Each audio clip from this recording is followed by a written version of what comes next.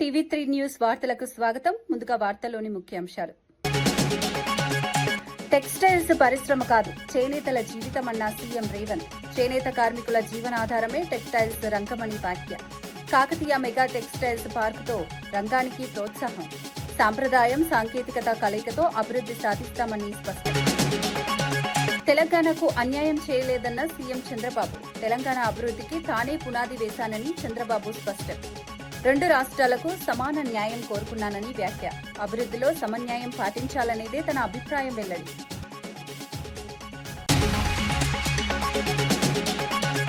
ST నిధుల వినియోగంపై కాంగ్రెస్ పై హరీష్ రావు విమర్శలు. కేటాయింపులు ఎక్కువగా చూపించి ఖర్చు తక్కువగా చేశారని ఆరోపణ. ఎస్టీ యువతకు ప్రత్యక్ష ప్రయోజనం లేదని వ్యాఖ్య. గిరిజన అభివృద్ధికి చర్యలు తీసుకోవాలని డిమాండ్. పోలీసులపై మాజీ మంత్రి పేర్ని నాని తీవ్ర విమర్శలు. పోలీసులే రెచ్చగొట్టారని పేర్ని నాని ఆరోపణలు. అధికారుల ప్రవర్తనలో మార్పు అవసరమని వ్యాఖ్య. ప్రజలకు సేవ చేయడం అధికారుల బాధ్యత అని సూచన.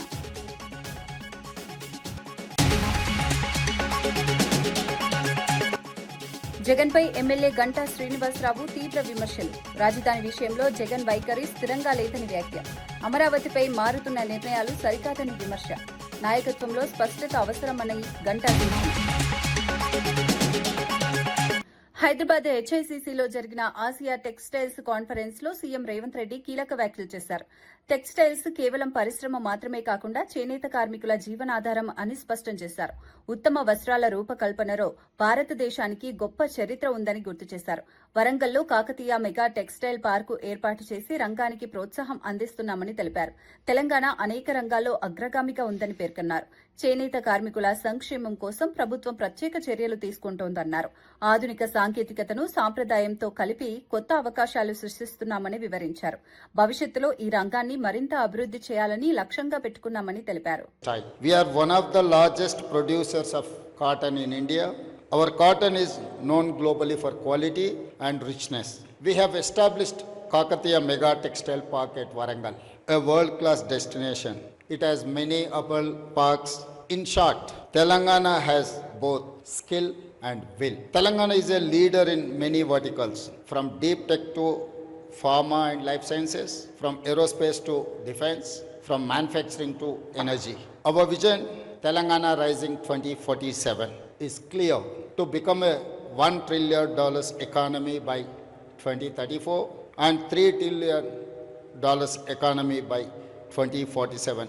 The year 2047 is special because we Indians will celebrate 100 years of independence.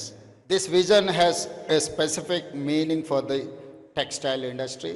By 2047, we will CPI MLA Kunamneni Sambasivarao Congress ప్రభుత్వంపై తీవ్రంగా స్పందించారు. కొత్తగూడెం బస్టాండ్లో జరిగిన కార్యక్రమంలో మాట్లాడుతూ ప్రస్తుత పరిపాలనపై అసంతృప్తి వ్యక్తం చేశారు. ప్రభుత్వ పనితీరు చూస్తుంటే బీపీ పెరుగుతోందని వ్యాఖ్యానించారు. తిట్టలేక ఇలా మాట్లాడాల్సి వస్తోందని అన్నారు. పరిపాలనలో తెలివి, పట్టుదల, దీక్ష అవసరమని, ఇవి ప్రభుత్వంలో కనిపించడం లేదని విమర్శించారు. ప్రజల సమస్యలను సమర్థంగా పరిష్కరించడంలో ప్రభుత్వం వెనకబడిందని పేర్కొన్నారు. అభివృద్ది పనులు ఆశించిన స్థాయిలో జరగడం లేదని చెప్పారు. ప్రజలకు ఇచ్చిన హామీలు అమలు చేయాలని డిమాండ్ చేశారు. ఇంత అన్యాయంగా ఉన్నాయి. సరే, అయినా మీరు ఈ మహిళలందరికీ శుభాకాంక్షలు తెలియజేస్తూ ఖచ్చితంగా ఈ మనం కొత్త దీని స్వరూపం మార్చుకునే వరకు కూడా పోరాటం చేద్దాం, సాధించుకుందాం. మీరందరూ నా పైన, అందులో ఆర్టీసీ సోదరులు ఎంతో ప్రేమతో ఉంటారు. నాకు అనుబంధం. మీ అందరికీ మీ సమస్యల పరిష్కారం కోసం ఫైట్ చేస్తున్నాను. అలాగే మన ప్రాంత అభివృద్ధి కోసం కూడా ఫైట్ చేస్తూ మీ అందరికి శుభాకాంక్షలతో సెలవు తీసుకుంటాం. సో ఆ విధంగా బస్సులు కూడా శుభ్రంగా ఉండాలి.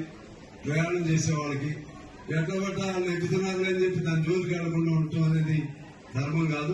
ఆటో నీట్ గా ఉంచాలి, బస్ స్టాండ్ నీట్ గా ఉంచాలి, మరుగుదొడ్లు నీట్ గా ఉంచాలి, సిబ్బందిని జాగ్రత్త చూసుకోవాలి. డబ్బు లేని పనులు, డబ్బులదంటే ఓకే మీకు ఇబ్బంది. ఇవన్నీ ఇది పెద్ద ఖర్చు కాదు. ఇన్ని వేల కోట్లు పెట్టే వాళ్ళకి మొత్తం రాష్ట్రంలో ఎన్ని బస్ స్టాండ్లు ఉన్నాయమ్మా? రాష్ట్రంలో ఎన్ని బస్ స్టాండ్లు ఉన్నాయి? మొత్తం 143 బస్ స్టాండ్. 5 కోట్లు వేసుకో, ఎంత అవుద్ది? 700 కోట్లు 700 కోట్లు వీళ్ళ పరిపాలన ఇల్లు పాడుగా నీకు తెలుస్తుంది ఎట్లాగే ఈ మాట అంటున్నా ఆడాలన్నట్టు అలా వస్తుంది. నాకు అంత కోపం వస్తుంది బస్ స్టాండ్ లో చూస్తుంటే. ఎందుకంటే అసలు నేనైతే సంవత్సరంలో మొత్తం రూపాయి మారుతా. తెలివి ఉండాలి కదా, తెలివి ఉండాలి, పట్టుదల ఉండాలి, దీక్ష ఉండాలి. ఇంత అన్యాయంగా ఉన్నాయి. సరైనా మీరు ఈ మహిళలందరూ శుభాకాంక్షలు తెలియజేస్తూ ఖచ్చితంగా ఈ మన కొత్త దీని స్వరూపం మార్చుకునే వరకు కూడా పోరాటం చేద్దాం, సాధించుకుందాం. మీరందరూ నా పైన అందులో ఆర్టీసీ సోదరులు ఎంతో ప్రేమతో ఉంటారు. నాకు అనుబంధం. మీ అందరికీ మీ సమస్యల పరిష్కారం కోసం ఫైట్ చేస్తున్నాను. అలాగే మన ప్రాంత అభివృద్ధి కోసం కూడా ఫైట్ చేస్తూ మీ అందరికీ శుభాకాంక్షలతో సెలవు తీసుకుంటాం. మూసీ నది సుందరీకరణ పేరుతో ప్రభుత్వం అసలు సమస్యను పక్కదారి పట్టిస్తోందని ఎమ్మెల్సీ దాసోజు శ్రవణ్ విమర్శించారు. సోమాజిగూడ ప్రెస్ క్లబ్ లో విద్యార్థి సంఘాలతో కలిసి నిర్వహించిన రౌండ్ టేబుల్ సమావేశంలో ఆయన మాట్లాడారు. మూసీ అభివృద్దికి తమకు వ్యతిరేకత లేదని, కానీ ప్రజల జీవనాధారాలను నాశనం చేసే విధానాలను వ్యతిరేకిస్తున్నామని స్పష్టం చేశారు. పునరుద్దరణ పేరుతో ప్రజలపై భారాలు మోపకూడదని సూచించారు. సరైన ప్రణాళికతో అభివృద్ది చేపట్టాలని అన్నారు. ప్రజల అభిప్రాయాలను పరిగణలోకి తీసుకుని నిర్ణయాలు తీసుకోవాలని కోరారు. మూసీ బాధితులను కాపాడని మనం అంటున్నాం. ఆయన ఏమంటున్నాడు, అసలు నేను మూసీగా రివైవ్ చేయాలన్నా వద్దా, మూసీకి మద్దతుదారులా వ్యతిరేకదారులా అని చెప్పని మూసీకి మనకు మధ్యన పంచాయతీ పెట్టినట్టుగా ఒక చిల్లర డిఫ్లెక్షన్ టాక్టిక్స్ అంటారు రాజకీయాల్లో. If you cannot convince the people, you confuse the people అని చెప్పని Revanth Reddy is trying to confuse the people. ఏ విధంగా అయితే రియల్ ఎస్టేట్ ఏజెంట్లు భూములు తీసుకొని వాటికి రోడ్లు వేస్తారో ఆ విధంగా 16 ఎకరాల భూమికి 4,000 కోట్ల రూపాయలతోని ఇప్పుడు రోడ్లు వేస్తున్నట్టు అవి సీఎం రమేష్ అనే ఆంధ్ర ప్రాంతం కాంట్రాక్ట్కి ఇచ్చాడు. ఇవన్నీ కూడా మనము కాకతాళీయంగా జరుగుతున్న సంఘటనలు కావు. అందులో భాగమే ఈరోజు మూసీ సుందరీకరణ 3,200 ఎకరాల భూమిని సేకరిస్తున్నారు. ఈ భూములు మామూలు భూములు కాదు. ఇందులో వేల కుటుంబాలు, లక్షల కుటుంబాలు ఇక్కడ నివాసం ఉంటున్నాయి గత 100 సంవత్సరాల నుండి. బీఆర్ఎస్ కీలక నేత హరీష్ రావుకు రంగారెడ్డి జిల్లా షాద్నగర్ లో ఘన స్వాగతం లభించింది. మాజీ ఎమ్మెల్యే అంజయ్య యాదవ్ ఆధ్వర్యంలో వందలాది కార్యకర్తలు ఆయనకు స్వాగతం పలికారు. కొడంగల్ నియోజకవర్గం కోస్గి మండలం తిమ్మారెడ్డిపల్లి జాతరకు వెళ్తూ షాద్నగర్ చేరుకున్న హరీష్ రావుకు అభిమానులు పూల వర్షం కురిపించారు. 6 మండలాల నుంచి కార్యకర్తలు పెద్ద ఎత్తున పాల్గొన్నారు. జిందాబాద్ నినాదాలతో ప్రాంతం మార్మోగింది. పలువురు పార్టీ నేతలు కూడా కార్యక్రమంలో పాల్గొన్నారు. ఈ సందర్భంగా పార్టీ కార్యకర్తల్లో ఉత్సాహం స్పష్టంగా కనిపించింది.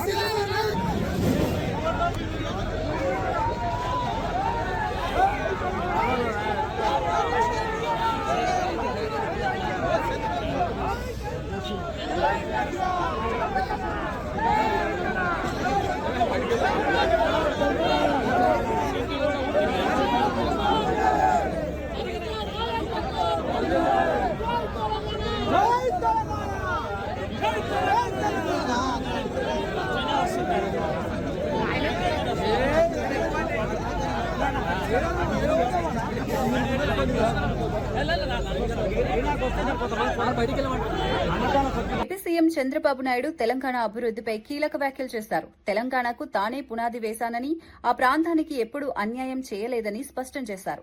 రాష్ట్ర విభజన సమయంలో 2 రాష్ట్రాలకు సమాన న్యాయం జరగాలని కోరుకున్నట్లు తెలిపారు. అమరావతి రాజధానికి చట్టబద్దత రావటం 5 కోట్ల ఆంధ్రుల విజయమని పేర్కొన్నారు. కేంద్ర ప్రభుత్వం ఇందుకు సహకరించిందని చెప్పారు. పోలవరం ప్రాజెక్టు కోసం 7 ముంపు మండలాలను ఏపీలో కలపాలని అప్పట్లో పట్టుబడినట్లు గుర్తు చేశారు. అభివృద్ది విషయంలో సమన్యాయం పాటించాలనే తన అభిప్రాయాన్ని మరోసారి వెల్లడించారు. ఆంధ్రప్రదేశ్ రాష్ట్రంతో పని కూడా ఉండకపోవచ్చు, ఓట్లే కాదు పని కూడా ఉండకపోవచ్చు. ఆ ప్రాంతీయ పార్టీ ఆ రాష్ట్రంలో ఉండొచ్చు, కానీ ఏ పార్టీ కూడా ప్రాంతీయ పార్టీ అయినా వాళ్ళ రాష్ట్ర ప్రయోజనాలు కాపాడుకుంటూ ఉన్నప్పటికీ దేశ ప్రయోజనాలు కాపాడడం కోసం అమరావతి రాజధానిగా రావాలి, దేశ ప్రయోజనాలు కాపాడాలని ఆలోచించారు. వైఎస్ఆర్ కాంగ్రెస్ పార్టీ మాత్రం దేశ ప్రయోజనాలు అవసరం లేదు, రాష్ట్రం నాశనం అయిపోయినా పర్వాలేదు, మేము అనుకున్నదే జరగాలని పట్టుదలతో ముందుకు పోయారు. వైఎస్ఆర్ కాంగ్రెస్ అమరావతిని నాశనం చేయాలనుకున్నారు, మనం శాసనం చేశాం. దేశం ఈరోజు అమరావతి కోసం నిలబడింది. కుట్రలు దాటి అమరావతి గెలిచింది. నిజమైన 5 కోట్ల ప్రజల కళ కేంద్ర రాజముద్రతో తిరుగులేని స్పష్టత, ప్రజల ఆశలు ఆశయాలు నెరవేరిన వేళ ఇది మనందరికీ గుర్తింపు, గౌరవం. భవిష్యత్తులో ఎవ్వరు ఏమీ చేయలేని పరిస్థితి. ఎవరు ఎన్ని మాట్లాడినా, ఇన్ని పార్టీలు గౌరవించి చట్టం చేశాయంటే వాళ్ళకుండే కమిట్మెంట్ మనం గుర్తుపెట్టుకోవాల్సిన అవసరం ఉంది. అయితే మనం ఒక్కసారి దీని మీద పాత చరిత్ర కూడా ఆలోచించుకోవాల్సిన బాధ్యత ఉంది. ఆ రోజు మీరు చూస్తే 2014 జూన్ 2వ తారీఖున రాష్ట్ర విభజన. ఆ విభజన జరిగినప్పుడు చాలా సెంటిమెంట్స్ కూడా అందరికీ దెబ్బతిన్నాయి, బాధపడ్డారు, మనోవేదన పడ్డారు. 2 ప్రాంతాల్లో కూడా ఎక్కడికక్కడ భావోద్వేగాలు ఉన్నాయి. నేను ఆ రోజు సమైక్య ఆంధ్రప్రదేశ్లో ఎవరికీ దక్కని గౌరవం, 9 సంవత్సరాలు నేను ముఖ్యమంత్రి, 10 సంవత్సరాలు ప్రతిపక్ష నాయకుడు, తెలుగు జాతి కోసం ఒక సంపద సృష్టించే. కాంగ్రెస్ సీనియర్ నేత వి హనుమంతరావు జనగణన డీలిమిటేషన్ అంశాలపై ఆందోళన వ్యక్తం చేశారు. తాజా గెజెట్ నోటిఫికేషన్ ప్రజల్లో గందరగోళాన్ని సృష్టించిందన్నారు. ఒకవైపు డీలిమిటేషన్, మరోవైపు కులగణన, సాధారణ జనగణన చర్చలు ఒకేసారి జరుగుతున్నాయని పేర్కొన్నారు. తీసుకున్నారు కాబట్టి బీసీలను పక్కకు పెట్టాలి, అది అసలు స్టోరీ. కనుక దీని మీద రేపు సోమాజిగూడ ప్రెస్ క్లబ్ లో 2 గంటల నుంచి రౌండ్ టేబుల్ కాన్ఫరెన్స్. నేను అప్పీల్ చేస్తున్నా ఇంటలెక్చువల్లకు, బీసీ సంఘాలకు, కుల సంఘాలకు అందరూ కూడా రండి. మనం ఇప్పుడు కొట్లాడకపోతే ఇంకెన్నడూ కాదు, ఇట్లనే ప్రొలాంగ్ చేస్తారు. రేపు జరిగే డీలిమిటేషన్ లో అందుకుంటే రేవంత్ రెడ్డి అన్నాడు మాకు అన్యాయం జరుగుతుంది అంటే ఎందుకు పెట్టలేదు రా బాబు? మీకు చిత్తశుద్ధి లేదా? మేము ఓట్లేసే నిషిద్ధమా? ఓట్లు మేమేస్తాం మొదలొచ్చి. ఎస్సీ ఎస్టీ ఓబీసీ మైనార్టీలు వేస్తారు. పొద్దున 7 గంటలకే లైట్లను లేవని మేము ఓట్లు వేస్తాం. అగ్ర కులాల వాళ్ళు 3 గంటలకు 4 గంటలకు వస్తారు. ఎండ ఉన్నదని, వాన ఉన్నదని మెల్లగా పోతాం. మాలు ఓటు విలువ అంబేద్కర్ రాసిండు, ముఖేష్ అంబానీకి ఒకే ఓటు, రిక్షా వారికి ఒకే ఓటు అని. కనుక దీని మీద ఉద్యోగం చేయకపోతే మేము కులగన జరిపినాం. అందుకే దాని ప్రకారంగా డీలిమిటేషన్ అంటే సీట్లు తగ్గుతాయి, అదేవిధంగా నోట్లే మట్టి కొట్టడానికి ప్రయత్నం చేస్తున్నారు. ఎన్ని రోజుల నుంచి జరుగుతుందండి? ఎక్కడ చూసినా బీసీ సంఘాల మీటింగ్, అది ఆర్ కృష్ణయ్య కావచ్చు, జాజుల శ్రీనివాస్ గౌడ్ కావచ్చు, అదేవిధంగా బీఆర్ఎస్ నాయకులు కూడా వస్తున్నారు, బీజేపీ నాయకులు కూడా వస్తున్నారు. కానీ అసలు ఎందుకు మాట్లాడతలేరు అంటున్నా. రండి, రేపు వచ్చేసి కూర్చుందాం, ఏం చేద్దాం. ఇక కులగన జరిగిన తర్వాత మనకు మాడే హక్కు ఉండదు. ఇది ఒక పెద్ద నాటకం నడుస్తున్నది. పార్లమెంట్ లో పెట్టినప్పుడు మేము అడుగుతలేదు, మేము తర్వాత చేస్తామంటారు. ఎప్పుడు చేస్తారా బాబు? మీరు చెయ్యాలనే చిత్తశుద్ధి లేదు. నువ్వు దేశానికి ఒక ఓబీసీ ప్రధానమంత్రివి మాట్లాడితే నేను 25 లక్షల కోట్ల మందికి అప్లిమెంట్ ఇప్పటి వరకు లెక్క చెప్పు. ఏమని అంటే నేను 27 మంత్రులను ఇచ్చిన అంటారు. దాంతో మాకేం లాభం రా బాబు? ప్రజలకు లాభం అయ్యేది ఉన్నదా? అందుగురించి ఇవాళ అన్ని పార్టీల వాళ్ళు నేను రిక్వెస్ట్ చేస్తున్నా, ఇది పెద్ద అన్యాయం జరుగుతుంది. అన్యాయం అయిపోయిన తర్వాత ఎన్ని మాట్లాడినా ఎవరు లెక్క చేయరు. ఇది సమయం. ఇన్ని రోజుల నుంచి మీరు ఎంతైతే ధర్నాలు చేస్తారు, ప్రతి ఒక్కరు ఢిల్లీ రావడం, జంతర్ మంతర్లో ధర్నా చేయడం, 2 రోజులు జోబుల ఖర్చులు పెట్టుకోవాలి, రావాలి. ఇది ఎందుకు చేస్తున్నాడు నరేంద్ర మోడీ? నీ వెనకాల ఎవడున్నాడు? గతంలో నువ్వేమన్నావు? రిమోట్ కంట్రోల్ సోనియా గాంధీ అన్నావు. ఇవాళ మీ రిమోట్ కంట్రోల్ ఎక్కడున్నది? మోహన్ భగత్ చేతిలో ఉన్నది. ఈ దేశాన్ని ముక్కలు చేయాలి, హిందూ దేశంగా పరిగణించాలి, హిందూ ఓట్లతోనే గెలవాలి. ఉప్పల్ రాజీవ్ గాంధీ అంతర్జాతీయ క్రికెట్ స్టేడియంలో ఐపీఎల్ మ్యాచ్ల కోసం పోలీసులు విస్తృత భద్రతా ఏర్పాట్లు చేశారు. సుమారు 2,000 మంది పోలీసు సిబ్బంది మోహరించినట్లు డీసీపీ సురేష్ కుమార్ తెలిపారు. స్టేడియం పరిసరాల్లో 430 సీసీ కెమెరాలతో నిఘా ఏర్పాటు చేశారు. ప్రత్యేక కమాండ్ కంట్రోల్ రూమ్ ద్వారా పర్యవేక్షణ కొనసాగుతోంది. నిషేధిత వస్తువులను స్టేడియంలోకి అనుమతించబోమని తెలిపారు.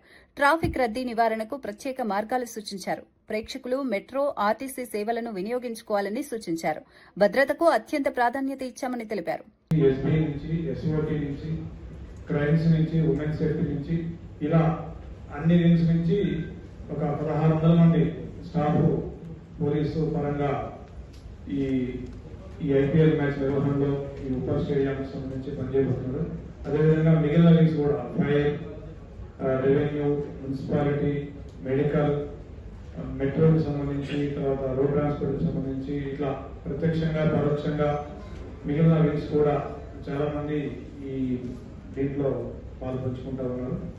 సో దాంతోపాటుగా లేటెస్ట్ గా ఈ సంవత్సరం మనం తీసుకున్న అడిషనల్ అండ్ గతంలో ఉన్నటువంటి విషయాలు ఏంటంటే 430 సీసీ కెమెరాస్, ఇవి ఇందులో 330 ఆల్రెడీ ఉన్నవి, కొత్తగా ఒక 100 ఈ సంవత్సరం ఎక్స్ట్రాగా అడిషనల్ యాడ్ చేయడం జరిగింది ప్రేక్షకుల భద్రత కోసం, అదేవిధంగా సర్వేలెన్స్ కోసం. దాంతోపాటుగా ఒక కమాండ్ కంట్రోల్ రూమ్ ఏర్పాటు చేసి మంత్రి మోత్కుపల్లి నరసింహులు మాదిగల సమస్యలపై స్పందించారు. లోక్సభ, రాజ్యసభలో మాదిగలకు తగిన ప్రాతినిధ్యం ఇవ్వలేదని విమర్శించారు. కొన్ని కుటుంబాలకు ఎక్కువ సీట్లు కేటాయించడం అన్యాయమని అన్నారు. మాదిగలను చిన్నచూపు చూస్తున్నారని ఆరోపించారు. మాదిగల హక్కుల కోసం పోరాడాలని నిర్ణయించుకున్నట్లు తెలిపారు. మాదిగ మహాశక్తి సంఘాన్ని ఏర్పాటు చేస్తున్నట్లు ప్రకటించారు. ఈ నెల 5న జెండా ఆవిష్కరణ కార్యక్రమం నిర్వహించినట్లు చెప్పారు. నిర్వహించనున్నట్లు చెప్పారు. మాదిగలు పెద్ద ఎత్తున పాల్గొనాలని పిలుపునిచ్చారు.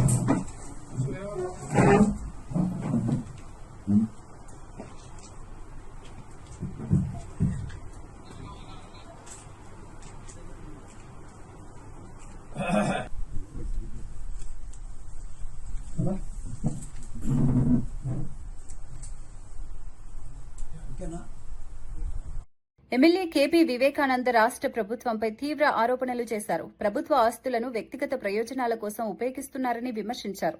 హైదరాబాద్లో 250 ఎకరాల భూమిని స్వాధీనం చేసుకునే ప్రయత్నాలు జరుగుతున్నాయని పేర్కొన్నారు. ఎల్ఎన్టీ సంస్థపై ఒత్తిడి తెచ్చి మెట్రోకు సంబంధించిన భూములను కాజేయాలని కుట్రలు చేస్తున్నారని ఆరోపించారు. ఈ వ్యవహారంపై స్పష్టత ఇవ్వాలని డిమాండ్ చేశారు. ప్రజా ఆస్తుల పరిరక్షణ ప్రభుత్వ బాధ్యత అని గుర్తు చేశారు. అప్పుడున్నటువంటి ప్రభుత్వం చేసుకున్నటువంటి అగ్రిమెంట్ ప్రకారం మరి 30 సంవత్సరాల వ్యవధిలో మరి ఈ యొక్క ప్రాజెక్టు గురించి మరి ఒక అగ్రిమెంట్ చేసుకుని ముందు పోయిన సంగతి, అది కూడా నగరంలో ప్రధానంగా ఉన్నటువంటి దగ్గర 250 ఎకరాల యొక్క విలువైనటువంటి కమర్షియల్ భూములు ఇవన్నీ కూడా కమర్షియల్ ప్రాపర్టీస్. ఈ 250 ఎకరాలన్నీ కూడా స్ట్రాటజిక్ గా సెంట్రల్ లొకేటెడ్ ప్రైమ్ లొకేషన్స్ ఉన్నటువంటి ప్రాపర్టీస్ ఇవన్నీ కూడా కమర్షియల్ అంటే రీటైలింగ్, ఇవన్నీ కూడా మనకి గుడ్లు పెట్టే బంగారు గుడ్లు పెట్టేటువంటి బాధ లాంటి ప్రాపర్టీస్ ఇవన్నీ కూడా. ఈ 250 ఎకరాలను కూడా కాజేయాలని చెప్పి, తన సొంత కుటుంబ ఆస్తిని పెంచుకోవాలని చెప్పి, తన అన్యాయాలకు కట్టబెట్టాలని చెప్పి చేస్తున్న ప్రయత్నమే కనపడుతుంది తప్ప అక్కడ ఎల్ఎన్టీని స్వాధీనం చేసుకోవడంలో, ఎల్ఎన్టీని మేము స్వాధీనం చేసుకుంటాం, రాష్ట్ర ప్రభుత్వం స్వాధీనం చేసుకుంటాం, ఎల్ఎన్టీ వారు మరి ముందుకు సాగుతలేరు, ఎల్ఎన్టీతో ముందుకు పోతే కేంద్రం అనుమతులు ఇస్తలేదని చెప్పేసి ఒక పచ్చి అబద్ధాన్ని, తప్పుడు ప్రచారాన్ని ముఖ్యమంత్రి గారు పదే చేసి ఎల్ఎన్టీ అధికారులను కాని సమయంలో మిమ్మల్ని జైలు పంపిస్తాం, మిమ్మల్ని లోపలేస్తామని చెప్పి బెదిరించిన సంగతి కూడా బాహాటంగా ఓపెన్ మీడియా పరంగా బెదిరించిన సంగతి చూసాం మనం. ఎల్ఎన్టీని బ్లాక్ మెయిల్ చేసినటువంటి పని వరకు పెట్టుకున్నారు. కాబట్టి ఎల్ఎన్టీని ద్వారా స్వాధీనం చేసుకోవడం కాదు, తరిమేస్తున్నారు. ఎల్ఎన్టీని ఇక్కడ నుంచి తరిమేసే ఒక ఉపాయం అంటే తరిమేసే విధానం ఎంచుకున్నారు వీళ్ళంతా కూడా. దీని ఇంకా ప్రధానంగా ఉన్న మతలబంతి ఏంటిది? 250 ఎకరాలు అనేటువంటి కమర్షియల్ భూములు, చాలా విలువైన భూములు తన అన్యాయాలు కట్టబెట్టడానికే ఈ ప్రయత్నం. వాస్తవానికి ఆ 250 ఎకరాలంతా కూడా ఇప్పటికి కూడా తెలంగాణ రాష్ట్ర ఆస్తి, తెలంగాణ ప్రజల ఆస్తి. అది ఆ ఆస్తిని ఎల్ఎన్టీకి ఇచ్చి ఆస్తి ద్వారా వచ్చేటువంటి ఇన్కమ్ ని తీసుకొని 30 సంవత్సరాల తర్వాత 40 సంవత్సరాల తర్వాత ఎప్పుడైతే వారు కట్టినటువంటి విలువ వెళ్ళిపోతుందో దాని తర్వాత మళ్ళీ ప్రభుత్వానికి వస్తుంది. అది మళ్ళీ ప్రజల ఆస్తిగానే ఉంటుంది అది. కాబట్టి అలాంటి ఆస్తిని కాజేయడానికి చేస్తున్న ప్రయత్నం కనపడుతుంది తప్ప దీంట్లో ఇంకోటి కోణం లేదని స్పష్టంగా తెలియజేస్తా ఉన్నాం.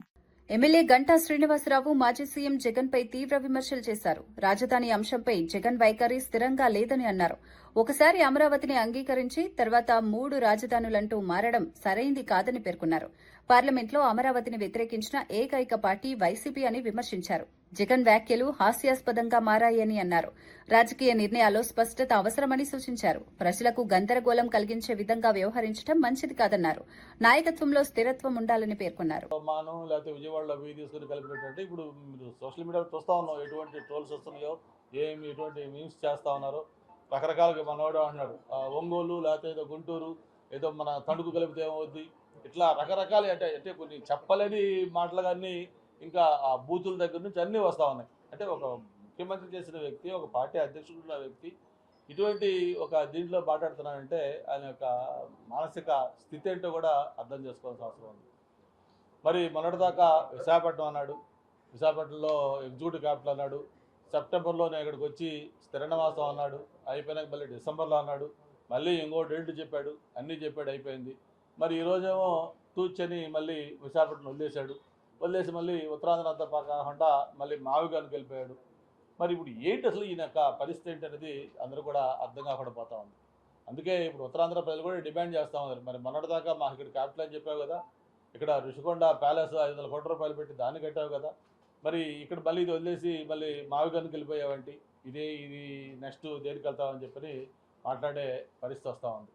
అంటే ఒక రాజకీయ పార్టీలు అనేవి మనం కొత్త కాదు, మనకు ఆఫ్టర్ ఇండిపెండెన్స్ దగ్గర నుంచి ఎన్నో రాజకీయ పార్టీలు వచ్చాయి, కొన్ని తెరమరుగైపోయాయి, రకరకాల డెవలప్మెంట్ చూస్తూ ఉన్నాం. కానీ ఇంత కంటిన్యూస్గా ఇంకా వైసీపీ ఎంపీలు ఉపరాష్ట్రపతి సిపి రాధాకృష్ణన్ను కలిశారు. అమరావతి బిల్లుపై జరిగిన చర్చలో తమకు తక్కువ సమయం కేటాయించడంపై అసంతృప్తి వ్యక్తం చేశారు. 7 సభ్యులు ఉన్న వైసీపీకి కేవలం 5 నిమిషాలు మాత్రమే ఇచ్చారని తెలిపారు. 2 సభ్యులు ఉన్న టీడీపీకి 20 నిమిషాలు కేటాయించడం అన్యాయమని పేర్కొన్నారు. సభలో సమాన అవకాశాలు ఇవ్వాలని డిమాండ్ చేశారు. ప్రజాస్వామ్య పద్దతిలో అన్ని పార్టీలకు సమాన గౌరవం ఉండాలని కోరారు. ఈ అంశంపై ఉపరాష్ట్రపతికి ఫిర్యాదు చేశారు. రాజ్యసభ చైర్మన్ గారికి విపులంగా ఎక్స్ప్లెయిన్ చేయడం జరిగింది. అదేవిధంగా ఏ విధంగా వివిధ పార్టీల వాళ్ళు, మాకు రాజ్యసభలో 7 మంది ఎంపీలు ఉన్నారు, లోక్సభలో 4 ఎంపీలు ఉన్నారు. ప్రతి బిల్లుపై డిస్కషన్ జరిగేటప్పుడు మాకు కనీసం అంటే 20 నిమిషాలు టైం ఇస్తారు వాళ్ళ రూల్స్ ప్రకారం, స్ట్రెంగ్త్ను బట్టి. నిన్న మాకు కేవలం నేను మాట్లాడుతుంటే మా పార్టీ తరఫున 5 నిమిషాలు మాట్లాడినాకనే నా మైక్ కట్ చేసి టైం అయిపోయిందని చెప్పడం జరిగింది. చాలా దుర్మార్గం ఇది. కావాలని చేశారు, కొందరు ప్రోద్బలం వల్ల చేశారని మాకు అనుమానాలు ఉన్నాయని దీనిపై వివరంగా వైస్ ప్రెసిడెంట్ గారికి, చైర్మన్ గారికి ఎక్స్ప్లెయిన్ చేస్తుంది.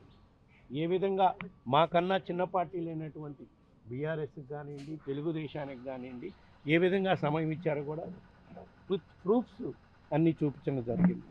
మాకన్నా తక్కువ సభ్యులు ఉన్న బీఆర్ఎస్ పార్టీకి ఒక్కొక్కరికి 10 నిమిషాలు మాట్లాడే విధంగా 2 మాట్లాడించేదానికి సమయం ఇచ్చారు. అదేవిధంగా రాజ్యసభలో తెలుగుదేశం సభ్యులు ఉండేది కేవలం 2. వాళ్ళిద్దరికీ 10 నిమిషాలు మాట్లాడే విధంగా టైం ఇచ్చారు. అంటే ప్రజల దృష్టిలో, దేశంలో ఉండే ప్రజలందరి దృష్టిలో వైఎస్ఆర్ కాంగ్రెస్ పార్టీ అమరావతికి వ్యతిరేకం అని దుష్ప్రచారం చేసే కార్యక్రమం చేయడానికి దీన్ని వేదికగా వాడుకున్నారని చెప్పి మేము ఈరోజు చైర్మన్ గారి దృష్టికి తీసుకోవడం జరిగింది. మాజీ మంత్రి పేర్ని నాని పోలీసుల వ్యవహారంపై స్పందించారు. పోలీసులే తమను రెచ్చగొట్టారని ఆరోపించారు. తాను ఎవరినీ వ్యక్తిగతంగా దూషించలేదని స్పష్టం చేశారు. ఒక అధికారిని ప్రశ్నిస్తే అందరినీ లక్ష్యంగా చేసుకున్నట్లా అని ప్రశ్నించారు. సీఐ ఏకవచనంతో మాట్లాడడం సరైంది కాదని అన్నారు. ఈ సీఏ గారు ఎప్పుడు సాక్ష్యం ఉన్నాడు? ఆయన ఎప్పుడు అడ్డం ఉండి ఎవరిని రాకుండా ఎప్పుడు మేము కొట్టమంటే కొట్టించాడు? ఏ మున్సిపల్ కమిషనర్ కొడతాకి మా గవర్నమెంట్లో ఉండగా అప్పుడున్న పనిచేసినటువంటి ఏ అధికారి రక్షణ కోరితే వచ్చి రక్షణగా ఉండి కొడతంటే రక్షణగా ఉన్నాడు? లేరు కదా. అదే మాట అన్నాడు అంటే ఆయన ఏం మాట్లాడతాడంటే ఆయన కొడుకు వయసు కాబట్టి నువ్వు అనేయచ్చు. ఎస్పీ గారు నాకన్నా చిన్నోడు, నువ్వంటే చెల్లుతుందా? డీజీపీ గారు నేను ఇంచుమించుగా 2-3 ఏళ్ళు అటు ఇటుగా సమ్మాయిస్కులు ఉంటాం. డీజీపీ నువ్వు అంటే అవుతుందా? గౌరవం అనేది మరీ ప్రత్యేకించి లాండ్ ఆర్డర్లో ఉన్నప్పుడు మనం జాగ్రత్తగానే ఉండాలి. జైపాల్ గారు స్టార్ట్ చేసింది ఎవరు? గిల్లింది ఎవరు? మొదలుపెట్టింది ఎవరు? బీఆర్ఎస్ నేత హరీష్ రావు ఎస్టీ నిధుల వినియోగంపై కాంగ్రెస్ ప్రభుత్వాన్ని విమర్శించారు. బడ్జెట్లో భారీగా నిధులు కేటాయించినట్లు చూపించినా ఖర్చు తక్కువగా జరిగిందని అన్నారు. కేవలం జీతాలు, బిల్లులకు మాత్రమే నిధులు వినియోగించారని పేర్కొన్నారు. ఎస్టీ యువత, మహిళలకు ప్రత్యక్ష ప్రయోజనం కలగలేదని తెలిపారు. గతంలో బీఆర్ఎస్ ప్రభుత్వం తీసుకువచ్చిన పథకాలను గుర్తు చేశారు. గిరిజన అభివృద్ధికి కట్టుబడి ఉన్నామని పేర్కొన్నారు. ఎస్టీలకు న్యాయం చేయాలని డిమాండ్ చేశారు. కిరణ్ కుమార్ రెడ్డి గారు ఎవరు కూడా పట్టించుకోలేదు. కానీ కేసీఆర్ గారు మాట ఇచ్చి 3100 గిరిజన గూడాలను, లంబాడి తండాలను గ్రామ పంచాయతీలు చేసిన ఘనత బీఆర్ఎస్ ప్రభుత్వాన్ని, కేసీఆర్ గారిది. చరిత్రలో ఎప్పుడు లేని విధంగా మార్కెట్ యార్డులలో కూడా ఎస్సీ, ఎస్టీ, బీసీ మహిళా రిజర్వేషన్ తెచ్చింది కూడా బీఆర్ఎస్ ప్రభుత్వమే. గిరిజనుల అభివృద్ధి కోసం బీఆర్ఎస్ ప్రభుత్వం ఎంతగానో కృషి చేసింది. ఒకప్పుడు తండాల్లో మంచినీళ్లు కావాలంటే చాలా ఇబ్బంది ఉండేది.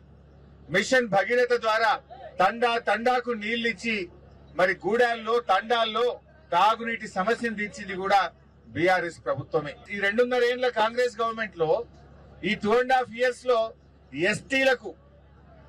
ఎస్టీ కార్పొరేషన్ కు 2730 కోట్లు పెట్టి ఖర్చు పెట్టింది 50 కోట్లు. ఈ 50 కోట్లు కూడా జీతాలు, కరెంటు బిల్లు, పెట్రోల్, డీజిల్ బిల్లే. ఒక్క ఎస్టీకి కూడా ఒక్క రూపాయి కూడా 2.5 ఏళ్ల రేవంత్ రెడ్డి ప్రభుత్వం ఒక్క పైసా కూడా చేయలే. ఒక్క యువకుడికి లోన్ ఇయ్యలే. ఎస్టీ కార్పొరేషన్ ను అది పూర్తిగా మూలకు పడేసింది, తాళమేసింది. ఎంత అన్యాయంగా ఎస్టీలను చిన్న చూపు చూస్తుందో ఈ కాంగ్రెస్ ప్రభుత్వం అర్థమవుతుంది. మరి సేవాలాల్ జయంతి ఉత్సవాల్ని అధికారికంగా జరిపింది, పోడు పట్టాలు ఇచ్చింది, మార్కెట్ కమిటీలో రిజర్వేషన్లు ఇచ్చింది, వైన్ షాప్ రిజర్వేషన్ ఇచ్చింది. ఎస్టీ కార్పొరేషన్ ద్వారా సీఎం ఎస్టీ ఈఎఫ్ పథకం ద్వారా 100,000 కోట్ల రూపాయలు ఎస్టీ యువతకు సహకారం అందించింది. కానీ కాంగ్రెస్ 2.5 ఏళ్ల రూపాయి ఇయ్యలే. కేసీఆర్ గారు మా పిల్లలు చదువుకోవాలని ఫీజు రియంబర్స్మెంట్ ఇచ్చిండు. మా గిరిజన ఆడబిడ్డల కోసం మహిళా డిగ్రీ కాలేజీలు కూడా ఆనాడు కేసీఆర్ గారు తెచ్చిండ్రు. వార్తలు ముగించే ముందు ముఖ్యాంశాలు మరోసారి. టెక్స్టైల్స్ పరిశ్రమ కాదు, చేనేతల జీవితమన్న సీఎం రేవంత్. చేనేత కార్మికుల జీవనాధారమే టెక్స్టైల్స్ రంగమని వ్యాఖ్య. కాకతీయ మెగా టెక్స్టైల్స్ పార్కుతో రంగానికి ప్రోత్సాహం. సాంప్రదాయం, సాంకేతికత కలయికతో అభివృద్ధి సాధిస్తామని స్పష్టం. తెలంగాణకు అన్యాయం చేయలేదన్న సీఎం చంద్రబాబు. తెలంగాణ అభివృద్ధికి తానే పునాది వేశానని చంద్రబాబు స్పష్టం. 2 రాష్ట్రాలకు సమాన న్యాయం కోరుకున్నానని వ్యాఖ్య. అభివృద్ధిలో సమన్యాయం పాటించాలనేదే తన అభిప్రాయం వెల్లడి.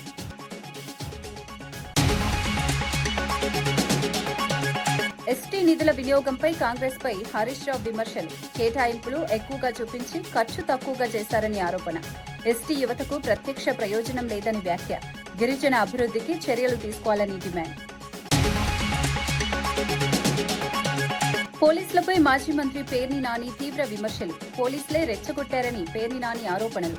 అధికారుల ప్రవర్తనలో మార్పు అవసరమని వ్యాఖ్య. ప్రజలకు సేవ చేయడం అధికారుల బాధ్యత అని సూచన.